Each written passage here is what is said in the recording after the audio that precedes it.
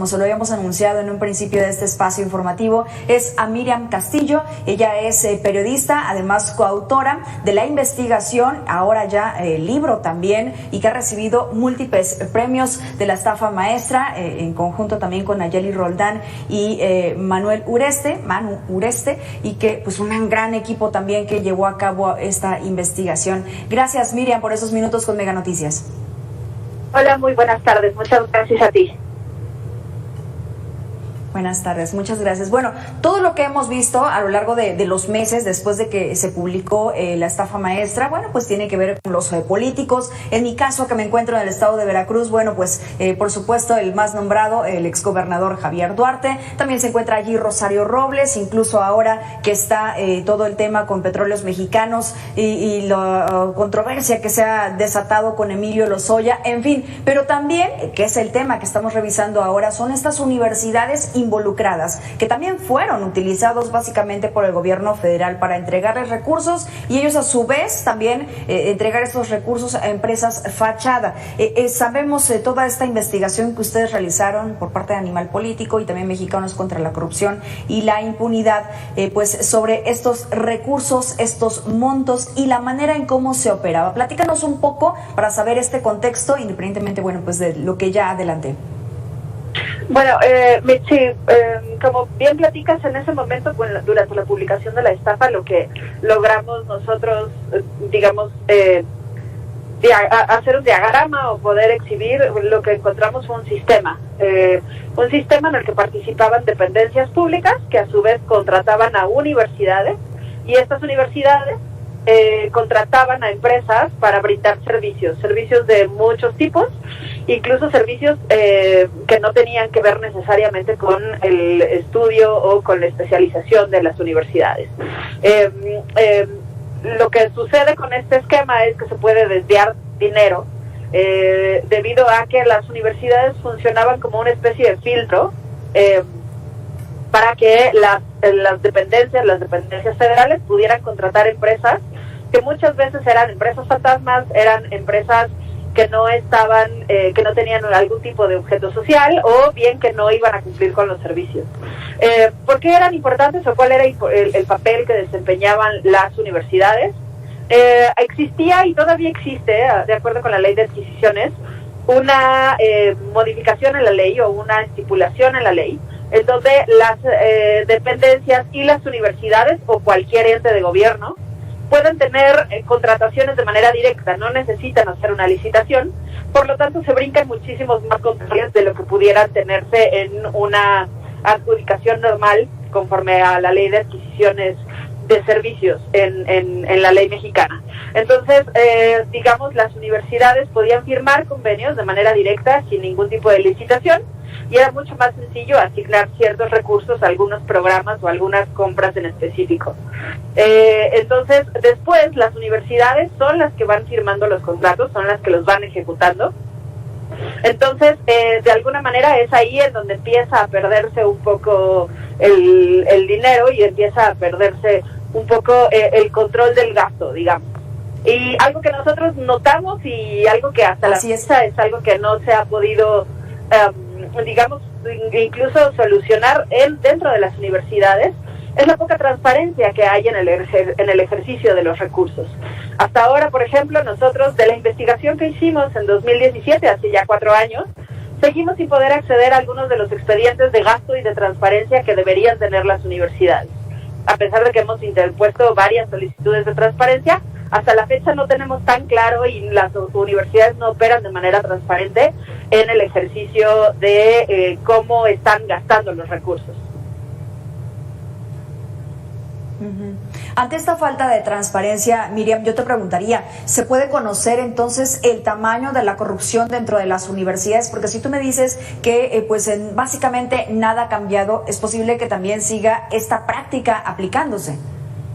Pues hasta ahora tenemos, es para nosotros muy complicado poder seguir o poder darle seguimiento insisto, al dinero que ingresan las universidades y su gasto. Por lo tanto, es muy complicado auditar o determinar si hay un mal uso de los recursos al interior de las universidades.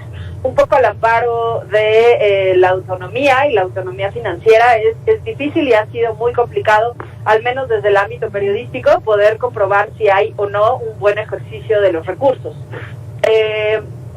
¿Por qué? Porque además esto es una práctica que se repite en casi todas las universidades estatales y federales. Quizá el órgano de transparencia de la Universidad Autónoma de México es un poco más de la UNAM, de la UAM quizás, son algunos de los que funcionan mejor, pero sobre todo las universidades estatales es muy complicado poder acceder a sus registros contables, a sus números de cuenta, a la gestión en general de el financiamiento de las universidades. Es bastante complicado y yo sí podría decir que sí tenemos ahí un hueco y un fallo respecto a cómo se gasta todo el dinero que entra a las universidades en el país. Michi.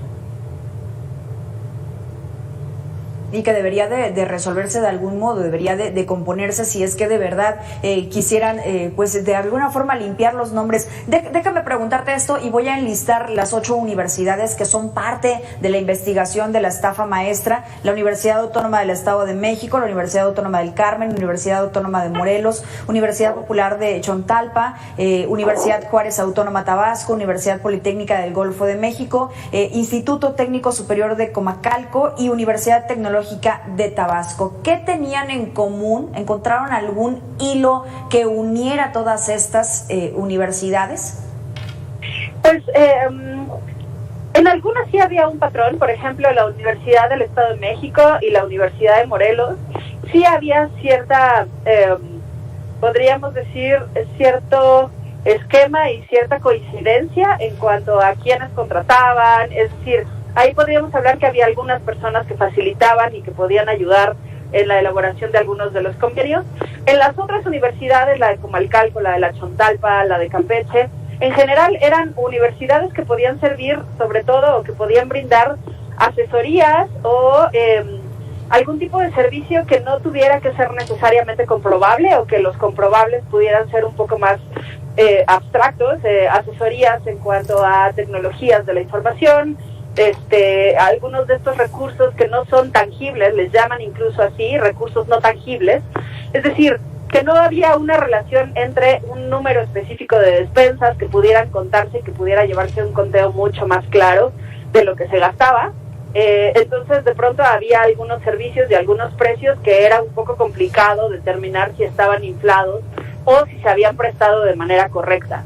Yo creo que eso era básicamente algunas de las constantes. Insisto, la Universidad Tecnológica de Campeche, el Instituto Politécnico en Tabasco, son universidades además ubicadas en algunos puntos muy específicos, en donde, por ejemplo, en el caso de Tabasco, lo que encontramos es que las universidades también operaban cerca o en un estado donde podían ubicarse colonias que les llaman factureras, es decir, colonias o regiones de algunos estados en donde algunas personas podían rentar su nombre para conformar empresas fantasma, y estas mismas empresas fantasma podían presentarse o participar en algunas de las licitaciones, y es ahí en donde se hacían depósitos para desviar parte de los dineros del dinero público. Suena, pareciera complicado, Miriam, porque incluso ustedes mismos en la investigación, que además lo hicieron y seguimos hablando de este tema, cuando mencionan a Javier Duarte, que decían que básicamente pues era el sistema que llevó a cabo Javier Duarte, obviamente no lo inventó, pero fue más la palabra que ustedes utilizaron fue mucho mejor, digamos o así, este sistema aplicado con las universidades, haciendo esta triangulación en los recursos, y que empezaron, por lo que recuerdo hasta ahora, esta triangulación de los recursos, estos convenios que se firmaban con las universidades públicas a partir del 2010. Esta práctica que continúa manteniéndose, podría incluso también seguir habiendo corrupción que no ha sido revelada ahora. Digamos, aquí ya caemos en el campo de las suposiciones, pero digamos, el sistema que permitió que funcionara todo el esquema de la estafa maestra no ha sido desmantelado, no se ha modificado, entonces bueno, pues está ahí, digamos, al menos abierta la puerta para que esto se siga repitiendo.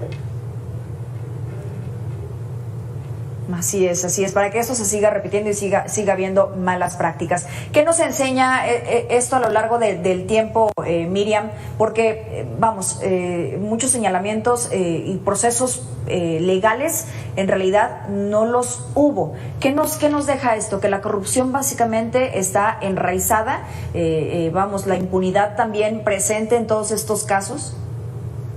Creo que vienen como varias vías o varias líneas. Me parece que uno es que la autoridad no tiene la capacidad física y burocrática de poder revisar todo el gasto federal.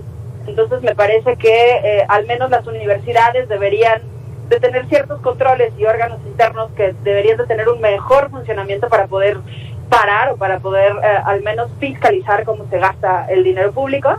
Creo que también, de alguna manera, en general, la sociedad y la comunidad universitaria debería tener cierta presión o cierto,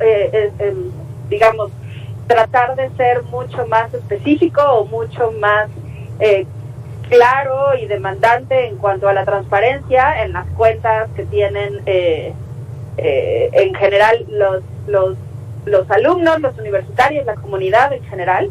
Respecto, insisto, a cómo se ejerce el dinero, vía transparencia es muy complicado poder acceder a cierta información.